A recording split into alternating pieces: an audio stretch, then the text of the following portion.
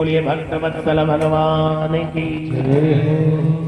तो प्यारे दक्ष को प्रजापति जब बना दिया तो प्रजापति बनने में अहंकार हो गया, पद का अहंकार। अहम ब्रह्मा, मैं ही श्रेष्ठ हूं। सारे देवताओं को खबर गई, सब देवता भाई आहुति देगा, यज्ञ करेगा, तभी उनका इंद्र आसन इत्यादि बनी रहेगी, देवताओं की सत्ता बनी रहेगी।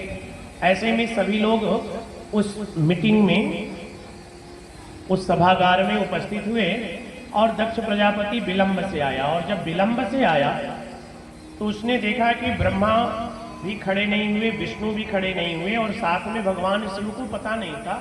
शिव अपने भगवान नारायण के ध्यान में अंतर्लीन थे। ऐसे में उसने देखा तो उसको क्रोध आ गई। झूठा, आजकल क्या है, लोगों को प्रतिष्ठा चाहिए, अधिक अधिक प्रतिष्ठा। 100 लोग सम्मान कर रहे हैं, उससे वो सम्मानित नहीं महसूस करता। एक व्यक्ति अगर उसको सम्मान न करे तो अपने आप को अपमानित महसूस करता है। ये प्रकृति का नियम बनता जा रहा है, क्योंकि उसके अंदर कहीं न कहीं पद का अहंकार है। प्यारे भगवान ने दिव्य लीला करी।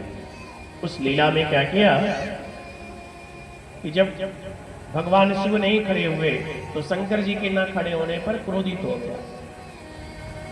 अत्यधिक क्रोध में तिलमिला गया और जाते ही मंच पे चढ़ा तो कहने लगा कि अरे भूत प्रेत पिशाच के साथ रहने वाले और जो अज्ञानी हो, जिसको ज्ञान न हो, वो अगर किसी सभा में आके एक व्यक्ति भी बैठ जाए तो पूरा सभा बेकार हो जाता है, सभा का मर्यादा चला जाता है। सारे देवता सोचने लगे कि ऐसा कौन है। देवता इधर उधर ताक रहे हैं, आपस में चर्चा कर रहे हैं। कह रहा क्यों किसी को खोज रहे हो? अरे जो शिव है ना, जो शंकर है, वो देखो वही है।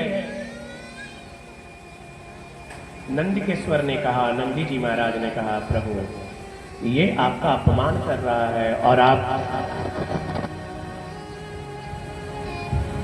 हरिहर निंदा सुनई जो काना। देवता वहां उपस्थित हो गए और सब उपस्थित हो गए तो दक्ष क्या किया, विलंब से आया। आजकल आप किसी नेता को देखते हो क्या पहले आके बैठता है? कभी हम कथावाचक पहले बैठते हैं, इसलिए बैठते कम से कम आप लोग जल्दी आ जाओ। जो समय रहता है उससे 5 मिनट पहले ही से टोते रहते भैया, यही ऐसा होता है। लेकिन अच्छा है इतने लोग हैं। और आप लोग एक काम करिएगा कि कल हर व्यक्ति 5 लोगों को लेके आएगा। एक आदमी आए ना आए, 5 आदमी को न्योता देना, यही भक्ति का प्रसाद है। यही प्रसाद है तुम्हारे लिए। कोई मत सुने, लेकिन भक्ति से जोड़ना भी एक बहुत बड़ा यज्ञ है। उनको बोलो कि फलाने क्या कथा हो रहा, लेके आओ, कम से कम कथा सुनो।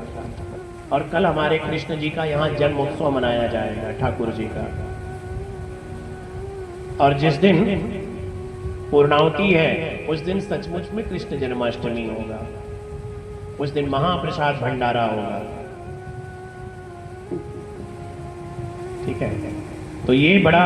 और मैं आपको बता दूं कि जब कथा की तिथि निर्धारित की गई तो मैं पंचांग देख के रखा, लेकिन मुझे वो लाइन ही नहीं दिखी कि जन्माष्टमी है। सत्यता बताओ, ठाकुर जी बैठे तो ठाकुर जी को जो अपनी जन्माष्टमी मनवानी थी, कहाँ मनवानी थी? खेतासराय में। और खेतासराय में इस जगह पन्ना लाल जी का। आप लोगों की जो भाग्य है वो प्रबल है कि स्वयं आपको ठाकुर जी की कथा, और जिस दिन ठाकुर जी का प्राकट्य है उस दिन संपूर्ण कथाओं का प्रसाद प्राप्त होगा। ये ध्यान रखना। तो कल जन्माष्टमी में हम लोगों के बीच में कुछ खिलौने लुटाए जाएंगे, कुछ टाफियां लुटाई जाएंगी, और ये सब व्यवस्थाएं मेरी तरफ से होंगी। आप लोग करते रहना। जिनको जो औरतें माताएं जो बीच में हैं वो थोड़ी थोड़ी चीजें लेके आएंगी, जिसके पास होगा, नहीं तो जो आयोजक परिवार है कल खूब धूमधाम से। अच्छा देखो, भगवत भक्ति का जो साधन है गायन, वादन और नृत्य, तो यहाँ पे ऐसा लगता है कि गायन के लिए हम दो लोग बैठे, वादन के लिए हमारे कलाकार बैठे और नृत्य वाले लोग सोए पड़े।